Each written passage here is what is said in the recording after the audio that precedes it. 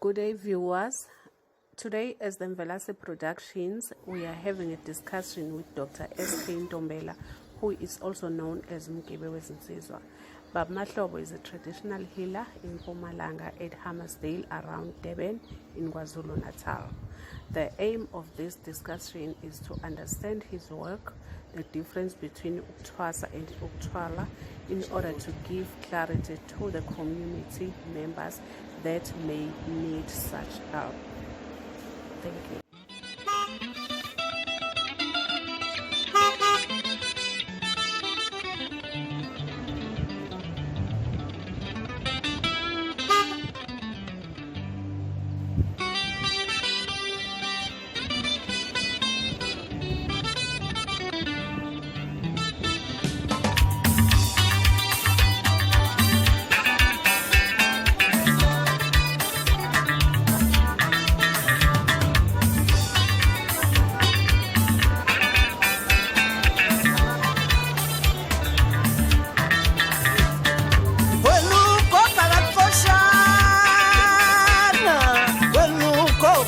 Shanga like haya when uko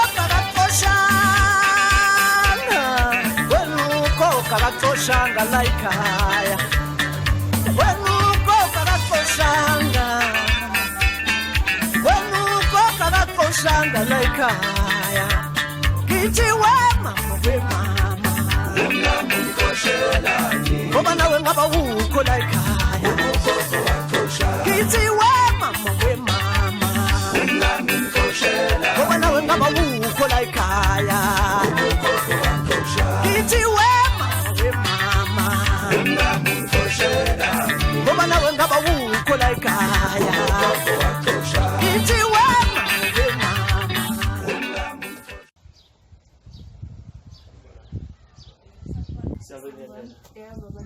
Siyaphila njani? Yeah. Awungumthetho mina besangashile kakhulu nje bezafisa ukuthi sixoxe ngazo bani. Okay, hayi ngisacela siye ngapha. La ngisebenzela khona.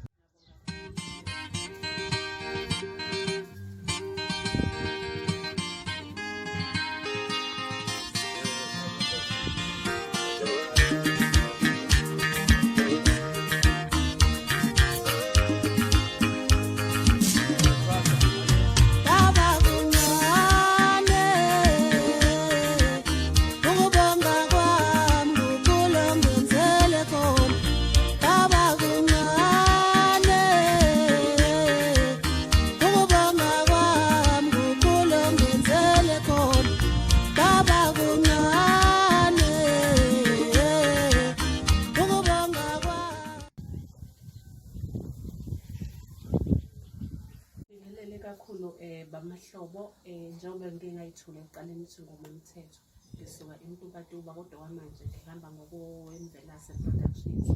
Injongo yokuza kwami la ukuthi ngifisa nje ukuthola ngiqonda ukuthi ubaba usebenza kanjani, esixoxisana ngomsebenzi wakho nje nanokuthi yini ekwenze waze wafika kuleli zinga okubona njengamanje. Okay. Ngibingelela amanyambose ebengizocela nje ngoba uze ngale ndlela osengayo.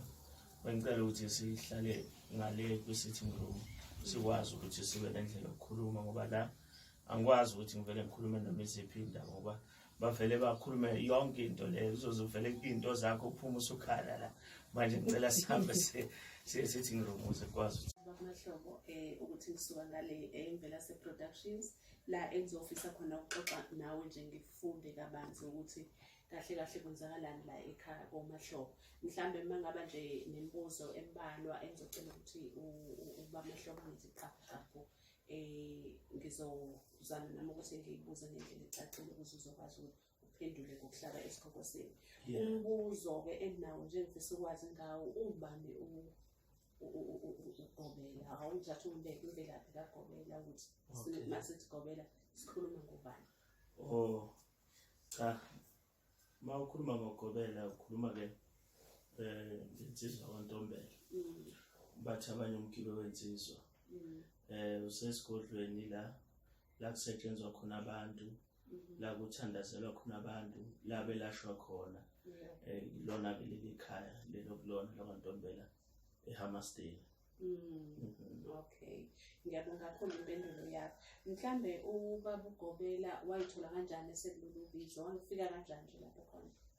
Lento yangihlupha kakhulu ngisasesikoleni. Kwaqala kwangena nje kwawukuthandaza. Ngathandaza nje ngikhulekela amanzi ngisahlola ngo5 rand. Abantu bafika ekhaya bathuka abantu basekhaya ukuthi awu nangu umfana esebenza kufika abantu abadala abanomzana ngisebenza ngo5 rand ngisebenza ngamanzi. Kwaya liyakhuphuka kakhulu. Ngisengilo ngiphupha imithi kuthiwa khona umuntu ozofika unenkinga yokuthi nangempela afika umuntu ngifike ngisebenze kanjalo. Afika umuntu ngihambe ukuhlanganisa umuthi ngiyowumba ngibona nje lo muthi engikhonjiswa wona. Ngifika umuntu ngimsebenze kanjalo bagcina besizakala ngomuthi kabantu. Kwathuma ukuthi ke kuamahlobo ke mase ngidli ukuhamba lentwaso sengithwasa sekuqhubeka waqhubeka umsebenzi ngasebenza umsebenzi wazofika nje uba uhlonhloba le kanjalo. Uthinta indaba ebaluleke kakhulu wathi intwaso ukuthwasa. Yeah. Mhlambe yini umehluko phakathi kokuthwasa nokuthwala? Ngike ngizokhulunywa khona bayathwasayo khona bathwele. Ukuthwala uvele nje umuntu kube khona izinto enziwa zona. Mhlawumbe uthola ukuthi mhlawumbe uzogcatshwa bese kuthiwa sikufaka imoya ezokhuluma kuwena. Uthiwa ke uzilapho usuyathwala. Unikezwe izinto mhlawumbe unqunyela isikhabe ekhanda mhlawumbe unikezwe izinto ezithize usuyathwala ke lapho. Ubudlozi ila ukukhuluma khona kushiswa impepho kuthela isinemfu phansi kuyaphahlwa sekuyakhulunywa nedlozi ke lapho. Kuhlukene kakhulu nokuthwasa bese kufika amakhehla akhulumisane nawe. Hayi kuyacaca kakhulu baba Mahlo. Mhlambe mangabuza ke uma umuntu ethi nje ufuna ukuza kuwe ufuna ukuthi athole ukusizakala iziphi ikhathi osebenza ngazo utholakala kanjani ungachazela nje umuntu ofisa ukuthi afinyelele kuwena? Ofisa ukufinyelela kumina uyafona asho ukuthi mkhulu ngosolo ukuthi ngicela ukuba khona ngoba mawuvele wayifikela kuyenzeka ngithathwa abantu abahlukahlukene kuyenzeka ngibe seGoli ngiyosebenzela khona naseMpumalanga kanjalo. Manje ngcono umuntu ukuthi afone akwazi ukuthi angitholeke. Isikhathi engisebenza ngaso ngiqala ukusebenza ngo9 ngo6 sengiyavala. U6 ntambama ngenxa ukuthi kuyenze ukuthi ngo6 ntambama khona imizi sengiphuma sengiya kuyona. Ngobethela kanjalo ngento eziningi. Kusho ukuthi ubaba uGobela usebenza zonke izinsuku noma khona usuku mhlambe phakathi ngesonto angisebenzi kodwa zonke izinsuku ngiyasebenza. Ngesonto ngisuke ngisenkonzweni kwazi sephela ngumuntu ophethe inkonzo ngikhulekela abantu kanjalo enkonzweni ikusuke iqhubeka inkonzo ngesonto. Ubaba usonta kuphi? Ngisonto ebandleni lase Church of Christ iTemple. Ngisonto la khona nje ngapha. Ibandla liqala inkonzo iqala ngo11 siyaphuma ngo2. Ngabe bakhona mhlamba abanye ubasiza nje ukuthi bayafika abantu ukubasiza mhlamba athwasise uba lapha wenze lokho nalokho. Kuyenzeka lokho nje ufike kuphithizela nje la ekhaya. Mathwasa khona kuyafika ufuna ukusizwa ngesithunywa ufuna ukusizwa ngokuthwasa kanjalo. Abantu mina ke ngithi ngikhole ukuthena umuntu ufana ayiphuphele angisho mina wena ukuthi wozothwasa la ekhaya. Cha umunye ufike ehayiza nje abanjwe ukusiyaqala umsebenzi kanjalo sikade lindele. Hayi ngiyabonga kakhulu baba imibuzo yakho. Mhlambe singenza kanjani ukuze sithi ukubona amathwasa sixoxisane nawo? Bangacelwa nje basondela inkingi. Nikwazi ukuthi nibonisane nawo kukho inkingi. Ngibonge kakhulu baba. Thokozani mathwasa aboGobela. Njengoba bengingayithula ngaphambilini ngumamthethwa mina ngwela eMvelase Productions. Ngiyajabula nje ukuthola ithuba lokuthi ngixoxe nani. Ubaba uGobela besengixoxelile ukuthi ngizoxoxisana nani ikakhulukazi ubaba uMsomi. Kunombuzo nje ngifisa ukubuza ubaba uMsomi mayelana nokuba khona kwakho la ekhaya ukuthi kwenzakala kanjani ukuthi ngithole usula ekhaya.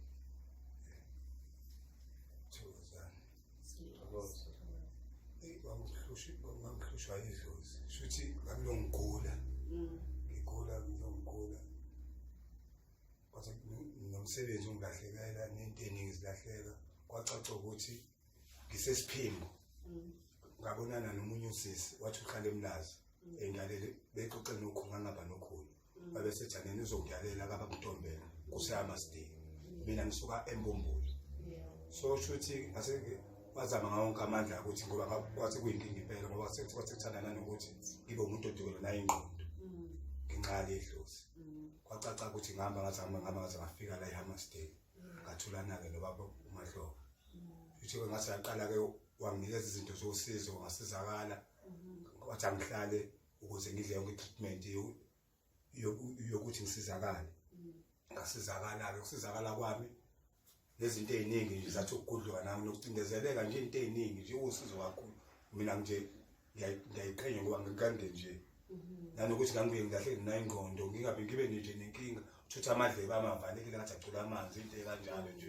ngagcina sengilaphekile kwasekugcina sokuba ngagcina nami sengumuntu oseba nomuntu omsizayo ngesandla sakhe uba Mahlobo.